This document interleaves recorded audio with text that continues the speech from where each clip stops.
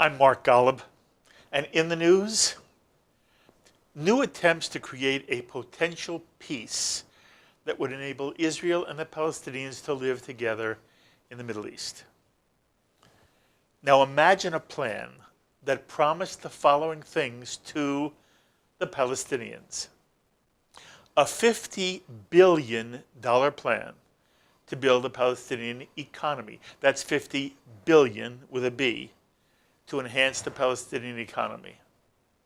Imagine this $50 billion plan doubles the Palestinian economy, creates 1 million new Palestinian jobs, reduces Palestinian unemployment from 30% to single digits, increases Palestinian exports so that export revenues would jump from 17% to 40% of Palestinian GDP, would supply the Palestinian people with reliable electricity, provide the Palestinian people with twice as much drinkable water, provide schools with high-speed internet, increase women's participation in the Palestinian workforce, bring in some 500,000% of new foreign investment, encouraging foreign investment in Palestinian tourism, agriculture, housing, manufacturing,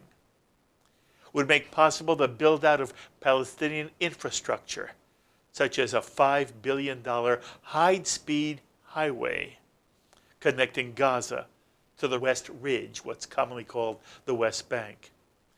And perhaps most important of all, imagine a plan that would cut Palestinian poverty by 50%. 50%. Could such a plan ever be conceived of? Could it ever be adequately funded or ever implemented? Or does it sound too utopian? But imagine if it were such a plan with a realistic foundation. Wouldn't it be wonderful for the Palestinian people? And lo and behold, that's exactly the plan discussed by 300 delegates from 30 countries around the globe, from Australia and Argentina, Dubai and Delhi, Nigeria and Norway, Saudi Arabia and Qatar, Greece and Turkey, who all gathered in Bahrain to discuss ways of ending the Israeli-Palestinian conflict and to bring peace to the Palestinian people and to the Israeli people. And there was exuberant optimism reborn through the Bahrain conference. This economic summit was organized by the United States and by the Trump administration.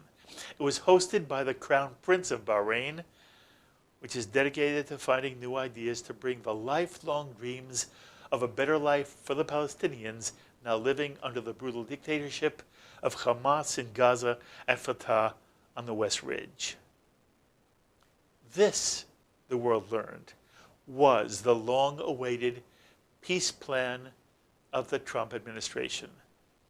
And as Trump administration senior advisor Jared Kushner explained, the Palestinians can have it all if they're only willing to make peace with Israel in a two-state solution.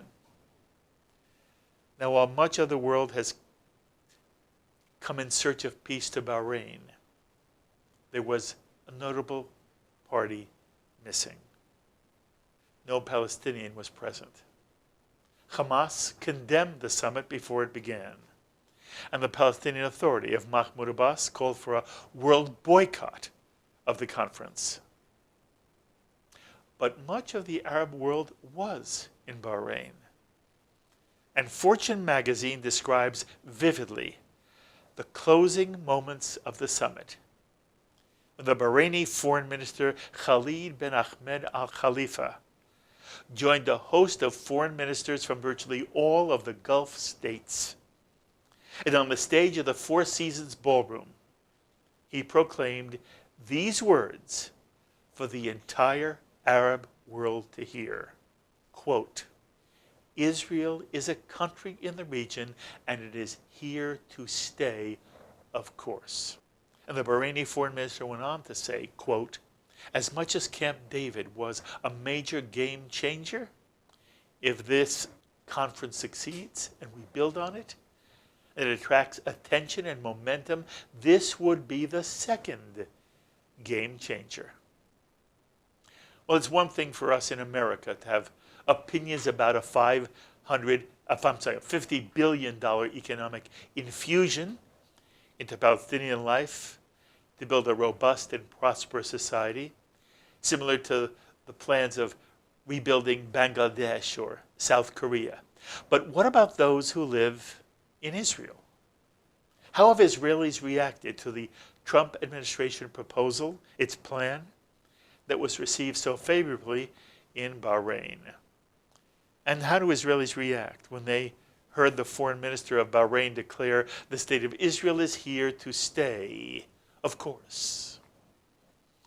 Well, for some insight, I am so pleased to welcome back to JBS yet again one of the great diplomats on the world Israeli stage, and a man who's become both respected and beloved by American Jewry, Dani Dayan, the Consul General of the Israeli Consulate here in New York. And Dani, it is so wonderful to have you at this table. Again, thank you for spending a few months with us. Thank you so much for having me. It's a pleasure. It's not my first time I am in your program, but the first time I am in your new, beautiful, new studios in Manhattan. Congratulations. Thank you so very, very much. All right, you heard the open. In general, what's your sense of the overall Israeli reaction to the Trump administration's plan to infuse $50 billion into Palestinian society and to hopefully rebuild Palestinian life? We see the plan as very positively. It's not a zero-sum game. Any gain of the Palestinians in the economic front doesn't come at the expense of the thriving economy of Israel. Yes. On the contrary, actually it would create a great synergy for both economies to succeed and to thrive even more. I hope really from the bottom of my heart, and I think all Israelis do, that the Palestinians, probably for the first time in history, do miss an opportunity to miss an opportunity, because in all the previous time in which really incredible offers have been given to them and presented to them, they always miss the opportunity. I hope this time they will not. I think also that the words that you quoted from the Foreign Minister Al Khalifa from Bahrain are historic. Mm-hmm. And you know, the interesting thing here is that we don't have diplomatic relations yet with the Arab Gulf countries. But nevertheless, they are doing a thing that probably their predecessors in normalizing relations with Israel, Egypt and Jordan did not do. They are educating their population towards reconciliation with Israel. And that is no less important than diplomatic relations. I think it's a great strategy for them that the formal relations are preceded by educating their populations towards reconciliation and peace with Israel. Unfortunately, we don't see it so much in Egypt and Jordan, in two countries with which we have extremely good relations with their governments, but there is still great hostility in the civil society. I have great hopes that when we achieve total and public normalization with the Gulf countries, it will be in the framework of an atmosphere that is already ready for reconciliation and for peace.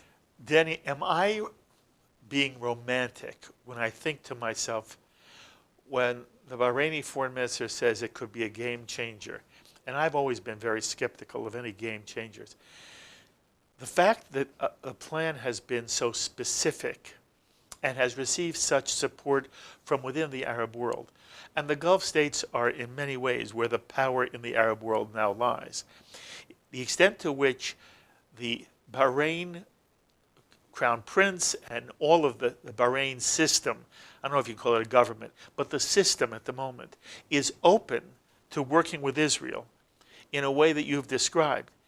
It makes me think that, you know, for all of the years and years we've had no glimmer of hope, there is a glimmer now. Yeah, it depends, again, it depends on the Palestinians. Yes. If they come to the table and accept the offers, the generous offers that are being offered by the United States and by the international community and by the Arab world. If they don't, you need two to tango. If they don't join the dancing floor, then we will have no tango. And I say it as an Argentinian born, the capital of tango. But I hope that eventually they will. And we mustn't forget, this is only one part of the plan that will be presented by the administration. There is also the political part. Yes. This, I would say, this is the part that in some senses detoxifies the atmosphere, make it more conducive to also the political negotiation. I hope that the Palestinians this time come to the negotiating table. Okay. But you understand them very well. And you heard me say, Hamas condemned the conference. The PA, Fatah, basically asked for a boycott, and neither were there. Yeah, that's regrettable. I hope that will change their attitude. By the way, there is only one detail that is not accurate in what you said. There were Palestinians in the conference. There were private Palestinian business persons in the conference. Not many, but a few.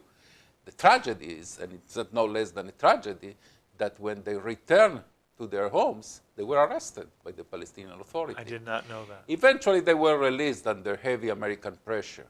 But the instantaneous reaction was to arrest them.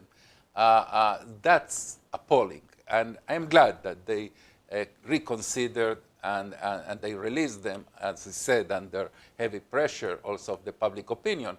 I hope that their release means that they are reconsidering their whole attitude towards this process. It's so important what you've just said, and I want to pick up on the implicit notion.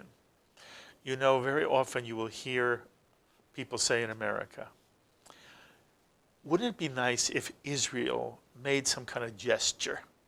And if they made a gesture and the Palestinians rejected the gesture, ignored the gesture, in some way condemned the gesture, if it was a legitimate gesture by Israel, that would show the world that Israel has been serious about making peace with the Palestinians for decades, and that it is Palestinian intransigence that has kept the process from going forward. Now we have Donald Trump's administration making a suggestion, making a plan, putting forward a plan, and to the best of my knowledge, and this is important for you to speak to, the Israeli government has said nothing negative about it. Definitely. And is open to moving forward. I will tell you more than that. I am positive that if the process moves forward with Palestinian cooperation with it, Israel will contribute its share to Exactly. Success. Okay, so my question is this. Will this change American attitudes? Will it change attitudes, do you believe, in Europe, where there is still this virulent anti-Zionism, anti-Israel, even anti-Semitic surge? Do you have any hope, and I want you to be brutally honest with me now, is this enough for people to say, oh, Israel is willing to, and the Palestinians boycott it and condemn it and arrest people who went to it? Well, I'm not sure that I have my faith on the European reaction especially is so high. Mark, we see the reaction of Europe to the Iranian regime, to the genocidal Iranian regime. Now they are even violating their own agreement with the Europeans. Let's not forget that. That's right. The United States withdrew from the JCPOA, but the agreement still exists between the European countries that signed it and Iran. And now the Iranians adamantly announced that they are violating it, and we see no real reaction from the European countries, from France, from Great Britain, or from Germany. So my faith on a moral European reaction, unfortunately, is not very high. And what about in America? In America, I think that for sure the administration understands perfectly. It's not about the administration, though. And I think that also the public opinion as much as it's interested in this topic. I'm not sure that this is the central topic that CNN or Fox News report about. As much those that are interested, I think they get once again the idea that who is to blame. But we are not trying to play the blame game here. We are really trying to make substantive progress. Okay. I want you to respond to a criticism of the plan. And this is a criticism that Jews have heard for a long time, and it's even come from within the right in the state of Israel.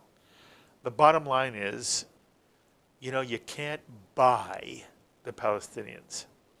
And the Trump plan suggests all kinds of nice things for them with money, but it never addresses what the Palestinians say is the root cause from their perspective. Their perspective is Israel is an illegal entity in the Middle East, and they don't want to make peace with the state of Israel. Well, if their intention is to eliminate Israel, it will not happen, obviously, and we will continue, unfortunately, in a state of conflict. That will be exactly what I meant at the beginning of my words, missing an opportunity. Okay. But will money do it? No, I don't think that money by itself can do it. We shouldn't forget that there is a second part, the political part to the plan, that will be presented apparently after the September elections, the September 17 election in Israel, probably in November after the Jewish holidays. But it's a win-win situation for the Palestinians. Accept this. And I'm sorry, I may be misunderstanding. My understanding was that the economic peace was predicated on a diplomatic resolution where the Palestinians would be willing to live in a two-state solution. Right now, it stands alone. But obviously, if the negotiations for the political resolution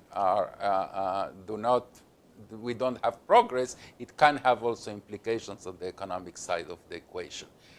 It was not presented with any strings attached. It was not? No, it was not. But obviously, the whole framework will be shaped also by the reaction to the political part of the plan. But now the economic plan was presented with no strings attached. Okay, then I don't understand.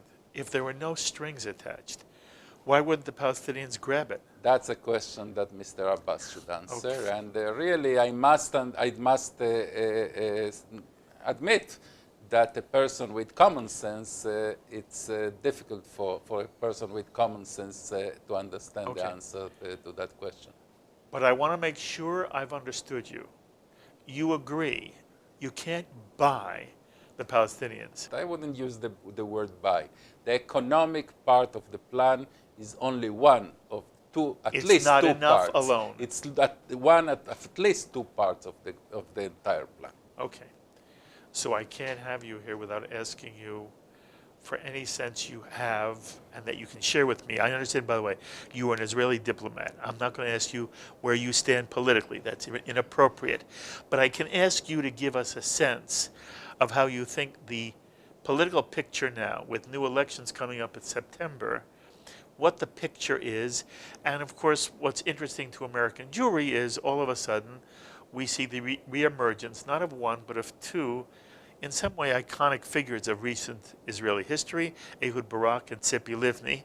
And how does that play in? Well, first of all, let's differentiate. Ehud Barak already announced his run, Yes. and Tzipi Livni did not. Yes. On the other hand, But she's talking about it. She's talking about, she's considering, or at least people are dropping her name. I don't know until she announces something substantive, we will not know. But Ehud Barak definitely is on the field and very aggressively playing his football match, and even with a very, I must admit, original social media presence. Now, you know, Mark, we are in a Jewish station.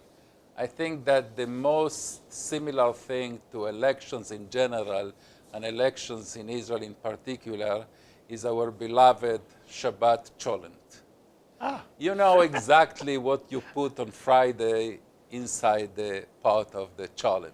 but you have no idea what you will really reveal the moment that you open the lid on Shabbat. That's elections. You know who the players are and what the poll says and what this pundit says and that one. It's very difficult to know what will reveal at 10 p.m. At the exit polls in Israel on September 17th. I think it's almost suicidal to try to predict. You know, we have a large number of parties. Like, it's not like here in this country that you have two major parties. The attempt to try to predict. I hope that I can say that even as a diplomat. I hope that in 2019 we will not have a third round of elections. Yes, I was going to ask you. It's possible. It's possible. Yes. Constitutionally, for sure, it's possible. Yes. The obvious question is, why should Israelis, American Jews who watch, why should Israelis assume that there would be a different outcome? Is there a perspective you can give us? Why would people in Israel assume that after you have elections and there's sort of a deadlock and nothing, that these elections would produce different results? Okay, probably they will not produce different results, but they can provoke different political reactions. Probably partners or parties that did not agree to partner after a first round, in the second round they will be more ripe or more inclined to cooperate and form a coalition.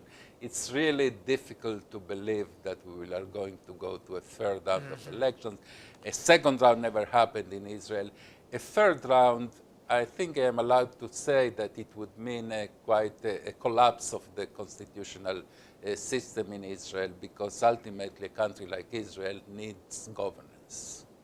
The situation in which you have an electoral campaign, a double electoral campaign that took virtually the entire 2019 is not healthy for Israel. It's not healthy for Israel. Is it also costly? Yes, it's also costly. And that matters too. Yes, definitely. But I think that the most important cost is the fact that decisions should be made, and this process, an interim government, a provisional government, is limited in its capability to make decisions. Dani, you're very aware of the political climate in America, and it is very divisive right now. And people don't talk to each other. People don't talk to each other within families. And, you know, I've been watching politics for a long, long time. This is not the first time people hate a president, although there's a hatred for Donald Trump within the Jewish community that is unparalleled from anything I've ever seen. But it's not the first time in general people have said terrible things about a president. But I have never seen it as vicious among people and between peoples, and again, I'll say it again, even within families. I want to know the extent to which what America is experiencing politically in terms of the emotional divide, to what extent does that also exist in the state of Israel? To a large extent. I think that politics in Israel, as in the United States, became extremely polarized, extreme sentimental or tribalist, and I think that the social media has a great impact on that. People, you know, not only those that have access to write op-eds in the leading newspapers have a voice now, but everyone has a voice, and I think that that tends to polarize the discourse. Regarding America, I will only say this. I am a great believer, as my government is, in the need of Israel to have bipartisan support in America.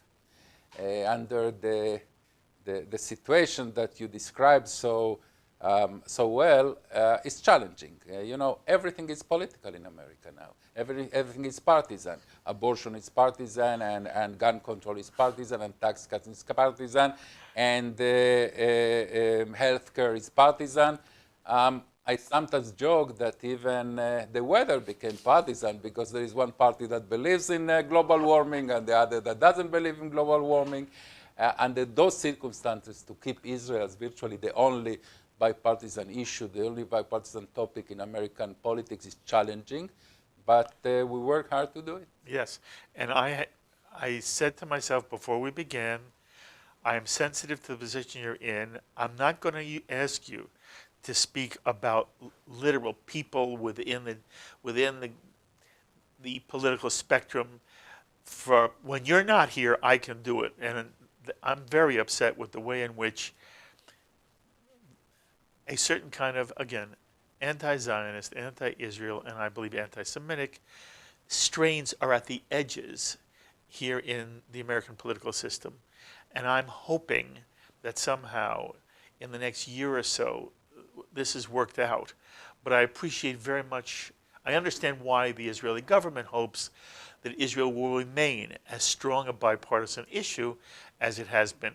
And so I want you to, time goes by in a flash with you. We always talk about the challenge of the BDS movement, especially on American college campuses, and the extent to which we want to educate American Jewry to be sensitive to the human needs of all peoples, but at the same time, never to be unrealistic about the extraordinary society Jews have created in the state of Israel, especially with minority populations living in Israel and living outside of Israel. If there's one thing you wanted our audience to understand about this entire challenge to Jewish life and the state of Israel, what is it, Dani?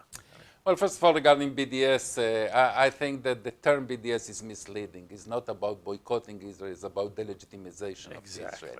Is that the economic implications are really minimal, and the cultural implications are minimal, and academic. The question, there is now a struggle to delegitimize Israel in order to make possible a virtual, God forbid, extermination of Israel. I met this week the president of NYU, New York University, which was one of the campuses in which we saw more anti-Semitic and anti-Zionist acts. I told him, Mr. President, the time for afterwards condemnation of anti-Semitic events is over. It's not enough anymore. The same regarding anti-Israeli acts. Now you need to initiate. You need the initiative to take proactive action in order to prevent them from happening. Because if you don't, we know that it will happen again in the next academic year, and you will condemn again, and you condemn it with all the right words, but that is not enough anymore. You know, Mark, I must say this. For the first time in my life, I am worried about anti-Semitism. For the first time in my life. I never was worried about the real resurgence in the world of anti-Semitism. But when I see this conjuncture, from one side, white supremacist, the neo-Nazi anti-Semitism. On the other hand, the Louis Farrakhan type of anti-Semitism. On the third side, the anti-Semitism that disguises itself anti-Zionism, negating, denying the history of the Jewish people, because denying the right of the Jewish people to Eretz Israel is denying its history.